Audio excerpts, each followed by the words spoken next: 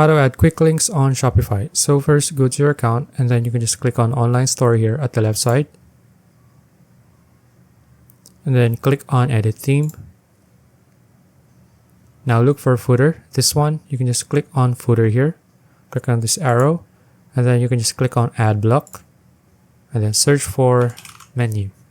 Now this one, click on that. Now here, for example, you want to add a menu, let's say a quick link to your main menu. As you can see, this is your main menu, right? So when people clicks on this, they can go back to the home page, the catalog page, or the contact page, right? So let's say you want to change it to not the main menu, but change it to another one. You can just click on replace. And then let's say you want your quick links to be on customer account main menu, right? So just click on that, and then this is what your customers will see, which is the shop page and then the orders page. All right. So just, for example, you're satisfied with that, you can just click on save. And then just to see if it works, you can just click on the three dots here at the left side and then click on view.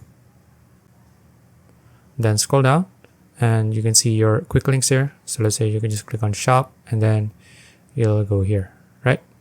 So if you click on orders, it'll go to orders, right?